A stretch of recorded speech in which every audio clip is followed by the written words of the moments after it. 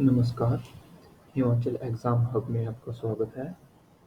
हम previous year paper की video discuss कर रहे हैं जो हमीरपुर बोर्ड ने 2018 से 2022 तक जो भी पेपर कंडक्ट करवाए हैं, उनका जीके सेक्शन डिस्कस करेंगे। तो ये है paper assistant programmer post code 649 series A. हम जो भी आपको आंसर बताएंगे ये फाइनल आंसर की के अकॉर्डिंग होंगे। चलो देखते हैं।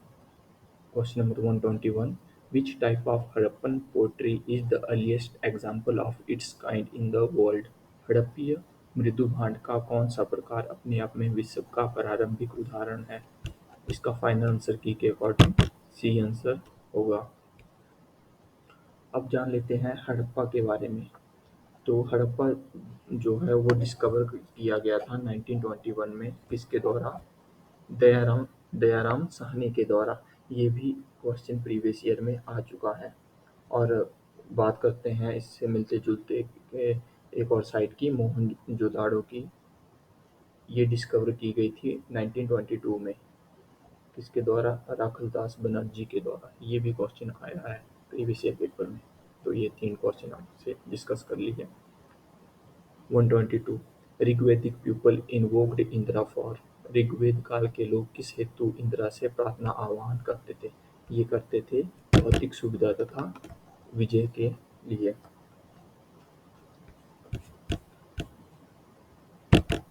123, who among the sons of Ashoka was the only one to be mentioned by name in the edict? Ashok के पुत्रों में से केवल मात्र एक पुत्र जिसे लेखों में उसके नाम से दर्शाया गया है, ये है तिवर। फाइनल आंसर की के अकॉर्डिंग। और अब अशोका की बात कर लेते हैं। तो अशोका को ग्रेट मौर्यन किंग भी कहा जाता है। और इनके एडिक्ट की बात करें तो अशोका के 14 मेजर रॉक एडिक्ट्स हैं। और जिसके बाद एक वॉर हुई थी, कलिंगा वॉर, जिसके बाद अशोका का हृदय परिवर्तन हुआ था। तो वो वॉर कब हुई थी? कलिंगा वॉर हुई थी 261 BC।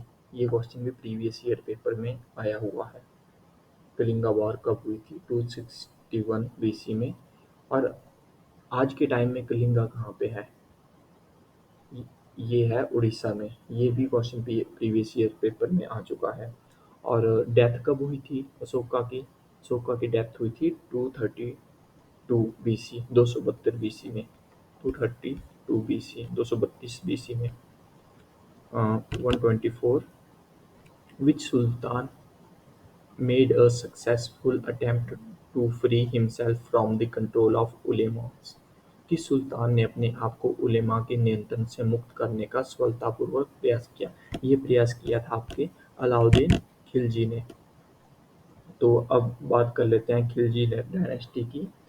तो फाउंडर कौन थे खिलजी डायनेस्टी के? वो थे जलालुद्दीन फिरोज शाह खिलजी। और इनके लास्ट रूलर किंग थे, ये थे कुतुबुद्दीन मुबारक शाह खिलजी। और इनके सबसे खिलजी डायनेस्टी के सबसे शक्तिशाली किंग भी अलाउद्दीन खिलजी को ही माना जाता है। और इससे एक और क्वेश्चन बनता है कि अलाउद्दीन खिलजी का कमांडर कौन था? उसका सबसे विश्वसनीय कमांडर था मलिक काफूर। और मलिक काफूर ने ही कैंपेन करी थी साउथ इंडिया के लिए, साउथ इंडिया को जीतने के लिए। और खिलजी डायनेस्टी कब से कब तक रही? ये रही आपकी 1290 से 1320 तक। ये हो गया। चलते हैं नेक्स्ट क्वेश्चन के ऊपर। The Vijayanagar empire came to an end with the death of. तो दोस्तों फाइनल आंसर की के अकॉर्डिंग इस क्वेश्चन को स्क्रैप कर दिया गया है। तो ऐसे अगर विजयनगर एम्पायर की बात करें तो इनके फाउंडर थे हरिहर और बुक्का। ये क्वेश्चन भी प्रीवियस ईयर पेपर में आ चुका है कि फाउंडर कौन थे। तो इनके फाउंडर थे हरिहर और बुक्का। और लास्ट रूलर थे इनके श्रीरंग थर्ड।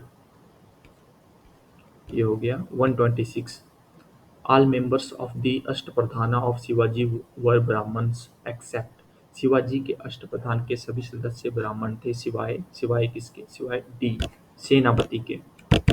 तो अष्टप्रधान में और इनसे ये भी क्वेश्चन बनता है कि अष्टप्रधान पेशवा पेशवा किसे कहा जाता था? पेशवा अष्टप्रधान में प्राइम मिनिस्टर को कहा जाता था। और अमात्य अमात्य अमात्य आपका कहा जाता था फाइनेंस मिनिस्टर को। सुमंत सुमंत कहा जाता था जो डील करता था विद द आउटसाइडर, जो भी आउटसाइड से आते थे उनसे डील करता था, वो थे सुमंत। और शिवाजी की बात कर लें तो इनकी कोरोनेशन सेरेमनी हुई थी 1674 में। और ये मराठा किंग एम्पायर के किंग थे। और जो इनकी कोरोनेशन सेरेमनी हुई थी वो कहाँ हुई थी? ये क्वेश्चन भी प्रीवियस ईयर पेपर में आ चुका है। तो इनकी कोरोनेशन सेरेमनी रायगढ़ फोर्ट में हुई थी और इसके बाद ही इन्होंने छत्रपति का टाइटल एक्सेप्ट किया था। 127 Which of the following factories of the English war was the first one to be fortified? ये पूछ रहे हैं सर्वप्रथम जब्त की जाने वाली अंग्रेजों की फैक्ट्री निम्नलिखित में से कौन सी थी? तो ये थी मद्रास। और अब बात कर लें अंग्रेजों की, तो अंग्रेज भारत कब आए? ये क्वेश्चन प्रीवियस ईयर में पूछा गया है। ये भारत आए थे 1600 ईस्वी में अकबर के टाइम, जब अकबर राजा हुआ करते थे। और पहली फैक्ट्री कब लगाई अंग्रेजों ने भारत में? तो ये लगाई 1615 ईस्वी में, जब जहांगीर किंग थे। और कौन आया था इनके दरबार में? इनके दरबार में आए थे सर थॉमस रो, जो आज्ञा लेने आए थे, परमिशन लेने आई थी फैक्ट्री खोलने की 1615 ईस्वी में। तो ये सारे क्वेश्चन प्रीवियस ईयर पेपर में पूछे जा चुके हैं, उसी हिसाब से मैं आपको बता रहा हूँ। और क्वेश्चन से खेलना सीखो कि इससे और कौन कौन से क्वेश्चन बन सकते हैं। 128 हु फाउंडेड द ब्रह्मा समाज? ब्रह्मा समाज की स्थापना संस्थापक कौन थे? तो 128 का आंसर है राजा राम मोहन राय, डी। तो अब बात कर लेते हैं ब्रह्मा समाज की। तो स्थापना कब हुई थी इसकी? इसकी स्थापना हुई थी 1828 ईस्वी में कोलकाता में। और स्वामी विवेकानंद जी की बात कर लें तो स्वामी विवेकानंद जी ने रामकृष्ण मिशन की शुरुआत करी थी 1897 में कोलकाता से। और दयानंद सरस्वती जी ने आर्य समाज की स्थापना करी थी। ये थी आपकी 1875 में। कहाँ से करी थी? ये करी थी गिरगांव, मुंबई से। 129 what is the diameter of the core of the earth? ये है डायमीटर आपका सी, 6920 kilometre.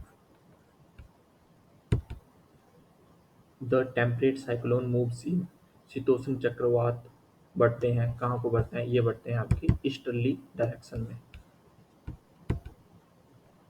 131 which among the inland seas and lakes highest salinity is found? निम्न में अंतःस्थलीय सागर तथा झीलों में से किस में लवणता सबसे उच्च है? तो ये कुछ है मृत सागर में। तो दोस्तों मैं आपको फाइनल आंसर की के अकॉर्डिंग आंसर बता रहा हूँ, जो एक्सेप्ट किए हुए हैं हमीरपुर बोर्ड ने, उसी के according. 132 all animals who take their food through their mouth are called? तो इसका है सी, प्राणी संभोजी। वो सभी प्राणी जो मुंह से अपना भोजन लेते हैं कहलाते हैं प्राणी संभोजी। The term regular refers to, रेगुर पद निर्दिष्ट करता है, क्या निर्दिष्ट करता है? ये निर्दिष्ट करता है black cotton soil, C option. 134 the Bushman are found in, Bushman पाए जाते हैं। बुशमैन ये आपके जनजाति है, ये पाई जाती है आपकी दक्षिण अफ्रीका में और कालाहारी मरुस्थल में। फाइनल आंसर की के अकॉर्डिंग दोनों आंसर को मान्यता दी गई है। दोनों आंसर करेक्ट है, दक्षिण अफ्रीका और कालाहारी मरुस्थल। आप बिल्कुल भी डाउट मत रखिए, ये सारे क्वेश्चन फाइनल आंसर की के अकॉर्डिंग है, जो हमीरपुर बोर्ड ने एक्सेप्ट करी है। Which of the following resources is regarded as the basis of industrial revolution? निम्नलिखित में से किस स्रोत को औद्योगिक क्रांति के आधार के तौर पर संदर्भित किया गया है? तो ये संदर्भित किया है कोयले को। Air ambulance is an important feature of, ये तो फाइनल आंसर की के अकॉर्डिंग इस क्वेश्चन को रद्द कर दिया गया है। Which of the following ranges from the forms the water divided between Narmada and Tapti reverse? निम्न में से कौन सी पर्वतमाला नर्मदा तथा ताप्ती नदियों के मध्य जल विभाजन का निर्माण करती है? तो ये करती है सतपुड़ा। सतपुड़ा जो पर्वतमाला है ये मध्य प्रदेश में है। तो अब बात कर लेते हैं मध्य प्रदेश में और कौन कौन सी पर्वतमाला है। विंध्याचल माउंटेन रेंज, ये भी आपकी मध्य प्रदेश में है। राजपीपला माउंटेन रेंज, ये भी आपके मध्य प्रदेश में है। और ये आपकी जो अरावली है, अरावली आपकी रेंज, ये इससे राजस्थान, दिल्ली, हरियाणा से होकर जाती है। और अरावली रेंज की सबसे ऊंची चोटी गुरु शिखर है। ये भी क्वेश्चन प्रीवियस, जो भी मैं क्वेश्चन बता रहा हूँ वो ऑलरेडी आ चुके हैं प्रीवियस ईयर पेपर में। मैं जो प्रीवियस ईयर पेपर में हमीरपुर बोर्ड आज तक क्वेश्चन पूछ चुका है वही क्वेश्चन आपको बता रहा हूँ, इसीलिए मैंने ये सीरीज स्टार्ट करी है, जो आपके जितने भी एग्जाम हैं हमीरपुर बोर्ड के उसमें आपको हेल्प मिल सके। विच of the following rivers is not a tributary of Ganga? तो इसमें गंगा के ट्रिब्यूटरी नहीं है। तीस्ता, जो आपकी तीस्ता रिवर है ये सिक्किम ईस्टर्न साइड से होकर जाती है। 139 Almatti dam is being built across the river. Almatti बांध किस नदी के पार निर्मित हो रहा है? तो ये हो रहा है कृष्णा नदी के पार। और इसमें एक और क्वेश्चन बनता है कि अलमट्टी डैम कौन से स्टेट में है? तो ये आपका अलमट्टी डैम है कर्नाटका स्टेट में, नॉर्थन कर्नाटका स्टेट में। 140 which of the following cereals is properly known as Indian corn? निम्न में से कौन सा धान्य प्रसिद्ध तौर पर भारतीय मकई के रूप में जाना जाता है? तो ये जाना जाता है आपका चावल। 141 in which year the fundamental duties were added in Indian constitution? किस वर्ष में मूलभूत दायित्वों को भारतीय संविधान में जोड़ा गया है? 1976 बी आंसर होगा। तो अगर हम बात कर लें फंडामेंटल ड्यूटीज के बारे में, तो 42nd 42वां संविधान संशोधन हुआ था 1976 में। उसमें फंडामेंटल ड्यूटीज ऐड की गई थी हमारे कॉन्स्टिट्यूशन में। और कहाँ से ली गई थी ये क्वेश्चन भी आता है। तो ये ली गई थी आपके यूएसएसआर से। तो और फंडामेंटल ड्यूटीज हमारे कौन से पार्ट में आती है? ये आती है पार्ट 4A। और ये भी क्वेश्चन आया हुआ कि हमारी कितनी फंडामेंटल ड्यूटीज हैं टोटल? तो टोटल 11 है। और जो 11th फंडामेंटल ड्यूटी है वो 86th अमेंडमेंट हुई थी 2002 में, उसमें ऐड की गई है। Education, right to education. 142 the chairman of the national water resources council is a prime minister. Who had who 143 who has the authority to remove the vice president from his office before the expiry of his term? कार्यकाल पूर्ण होने से पूर्व उपराष्ट्रपति को उनके पद से हटाने का प्राधिकार सत्ता किसके पास निहित है? तो ये निहित है आपके संसद के पास। संसद के पास निहित है। तो इसमें ये भी क्वेश्चन बनता है कि आपकी जो संसद है वो कौन से आर्टिकल में आती है? संसद आपकी पार्लियामेंट जो है वो आर्टिकल 79 में आती है। लोकसभा लोकसभा आपके कौन से आर्टिकल में आती है? लोकसभा आपके आर्टिकल 81 में आती है और राज्यसभा आपके आर्टिकल 80 में आती है। 144 Which of the following jurisdiction of the Indian judiciary cover public interest litigation? तो 144 का फाइनल आंसर की के अकॉर्डिंग इसको डी इसका डी ऑप्शन है। None of this final answer की के अकॉर्डिंग मैं आपको बता रहा हूँ।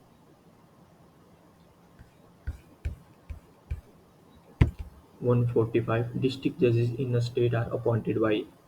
जो आपके डिस्ट्रिक्ट जजेस हैं वो स्टेट में कौन अपॉइंट करता है? वो अपॉइंट करते हैं आपके गवर्नर। 145 का ए। और अगर हम बात कर लें गवर्नर की तो कौन सा आर्टिकल में आते हैं? ये आर्टिकल 153 में आते हैं।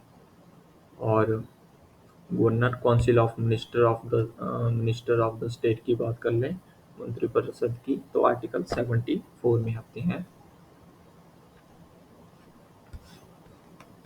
आगे 146 education is included in which list of the Indian constitution. तो आपका एजुकेशन है ये कंकरेंट लिस्ट में इंक्लूडेड है। देखो लिस्टें तीन प्रकार की होती हैं, union list, state list, concurrent list. जो आपके ये भी क्वेश्चन आया है प्रीवियस ईयर में कि आपके जैसे ये यूनियन लिस्ट है इसमें कितने सब्जेक्ट आते हैं? तो इसमें सब्जेक्ट आते हैं 97। और स्टेट लिस्ट में कितने सब्जेक्ट आते हैं? तो ये सब्जेक्ट आते हैं आपके 61। और कंकरेंट लिस्ट में कितने सब्जेक्ट आते हैं? ये आते हैं 52 सब्जेक्ट। ये बातें भी आपने ध्यान रखनी है, ये क्वेश्चन भी प्रीवियस ईयर में आ चुके हैं। In RMSA scheme, government has targeted to ensure universal access to secondary level education by the year। RMSA योजना में सरकार ने किस वर्ष तक द्वितीय स्तर के शिक्षण को सार्वत्रिक तौर पर प्राप्त करने का लक्ष्य रखा? ये लक्ष्य रखा है 2017 तक। 148 The place where bankers meet and settle their mutual claims and document is known as। तो ये है क्लियरिंग हाउस। वो स्थल जहाँ बैंकर मिलते हैं तथा अपने आपसी दावों तथा लेखों को निपटान करते हैं कहलाता है clearing house. 149 Which of the following taxes is not levied by the union government? निम्न में से कौन सा कर संघीय सरकार द्वारा वसूला जाता है? तो ये वसूला जाता है नहीं वसूला जाता है। तो प्रोफेशनल टैक्स नहीं वसूला जाता है संघीय सरकार के द्वारा। इसके अलावा wealth tax, excise duty, income tax ये सभी वसूले जाते हैं। 150 the black revolution is associated with self dependence in the production of. किसके उत्पादन में आत्मनिर्भरता के साथ कृषण काली क्रांति संबंधित है? और जो आपकी काली क्रांति संबंधित है ये है कच्चा पेट्रोल, क्रूड पेट्रोलियम से संबंधित है। अब हम बात कर लें जो रेवोल्यूशन जो क्रांतियाँ हुई हैं, जैसे ब्लू रेवोल्यूशन किससे संबंधित है? ये फिश प्रोडक्शन से संबंधित है। वाइट रेवोल्यूशन किससे संबंधित है? ये मिल्क से है। Red revolution tomato and meat से संबंधित है। ग्रीन रेवोल्यूशन आपके कृषि से संबंधित है। और एक और है राउंड रेवोल्यूशन, ये आपके पोटैटो आलू से संबंधित है। 151 Which of the following gases helps in fruit ripening? फल के पकने में निम्न में से कौन सी गैस सहायता करती है? तो ये सहायता करती है आपकी acetylene. Chemically silk fibres are predominantly. रासायनिक तौर पर रेशम तंतु प्रबल रूप में है। तो ये है protein. The vitamin the vitamin which is generally exerted by humans in urine is। 153 का है सी। वो विटामिन जो सामान्यतः मनुष्य द्वारा मूत्र से उत्सर्जित होता है, vitamin C. 154 The pH of human body is normally around C 7.3 3.5 to 7.45 तक होता है पीएच ह्यूमन ब्लड का। और आगे बात करें तो ये रीजनिंग के क्वेश्चन है। तो 155 का होगा आपका डी। 156 का होगा आपका डी। 157 ये आपके करंट अफेयर के क्वेश्चन हैं। ये 2018 के हैं जो हमारे काम के लिए नहीं है। हाँ, 160 ये हमारे काम का है। In which year Atal Bihari Vajpayee became India prime minister for the first time. First time कब ये अटल बिहारी वाजपेयी जी हमारे प्रधानमंत्री बने थे? ये बने थे आपके 1996 में, 1996। ये क्वेश्चन आ सकता है। अब बात करें हिमाचल जीके की। तो हिमाचल प्रदेश के किस जिले में मणिमहेश झील अवस्थित है? तो मणिमहेश आपकी झील अवस्थित है चंबा डिस्ट्रिक्ट में। अब बात करें चंबा डिस्ट्रिक्ट की। तो चंबा डिस्ट्रिक्ट में और कौन कौन सी झीलें अवस्थित हैं? तो ये है एक खजियार, घड़ासरू, लामा, मणिमहेश, चमेरा, महाकाली, चंद्रगुप्ता, ये सभी झीलें चंबा डिस्ट्रिक्ट में स्थित हैं। और प्रीवियस ईयर पेपर में ये भी क्वेश्चन पूछा गया है कि तैरते टापू की झील किसे कहा जाता है? तो ये आपके कहा जाता है चंद्रगुप्त ताल को। और 7 झीलों का समूह किसे झील को कहा जाता है? तो ये कहा जाता है आपकी लामा झील को। ये बातें भी आपने ध्यान रखनी है। 162 हिमाचल प्रदेश के किस जिले में मजथल वन्यजीव अभयारण्य स्थित है? तो आपका मजथल वन्यजीव अभयारण्य है सोलन जिले में, ऑप्शन बी। तो सोलन जिले की बात करें तो सोलन जिले में और कौन कौन से अभयारण्य हैं? तो एक तो चायल वन्यजीव अभयारण्य, सिल्ली, दाला घाट, ये सारे वन्यजीव अभयारण्य आपके सोलन डिस्ट्रिक्ट में स्थित हैं। विच 163 the Himachal Pradesh state electricity board was constituted in which year? तो जो Himachal Pradesh state electricity board है ये 1971 में एस्टेब्लिश हो गया था।